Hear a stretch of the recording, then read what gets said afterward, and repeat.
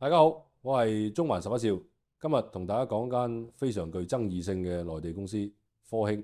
你記唔記得當年嗰個排住隊去打嗰陣時，科興唔單止係疫苗，簡直係印鈔機。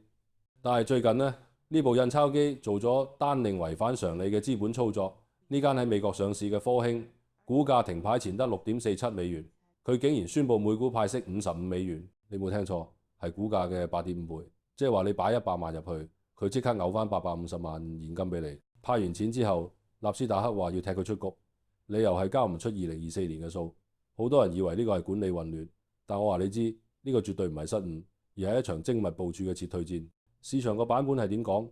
主流財經媒體同大眾認知都覺得科興係因為新冠疫情完咗，需求斷崖式下跌，加上內部管理層長期內鬥，導致財務混亂，最後搞到要退市。大家會覺得呢間曾經係疫苗之王，一年賺960億嘅公司，只係好似好多疫情受惠股咁，風口過咗就跌落嚟，係正常嘅商業週期，係英雄遲暮。大部分人會惋惜佢由神壇跌落嚟，甚至同情佢哋內部爭權奪利，搞死咗間公司。但係識睇定唔係咁睇，個破綻喺邊度啊？就係嗰個55蚊美金嘅派息啊！正常公司如果要持續經營咧，賺到錢會留嚟研發啊、擴張啊，或者慢慢派息鎖住股東啊。只有一種情況會一次過派身家，就係清倉大平賣。呢個唔係經營，係分豬肉。當你見到一間公司寧願交唔出財報都要瘋狂派錢，即係話控制公司嗰班人已經唔在乎間公司個殼仲值唔值錢，佢哋在乎嘅係點樣最快將公司帳上面嘅幾百億現金合法咁轉移到自己嘅私人戶口度啦。呢個唔係爛攤子，係資產剝離。成件事就好似螳螂捕蟬，黃雀在後。故事嘅主角唔係表面上嘅創始人尹衛東，而係潛伏喺背後嘅資本大鱷強生資本嘅李家強。好多人淨係知尹衛東同另一個創始人潘愛華鬥咗幾廿年啦，由沙士鬥到新冠肺炎啊，搶公章、斷電線㗎，甚至搞到有人坐監啊。尹衛東以為自己贏咗，趕走咗潘愛華，獨攬大權。點知佢為咗贏呢場內戰，引狼入室，揾咗李家強入局幫手。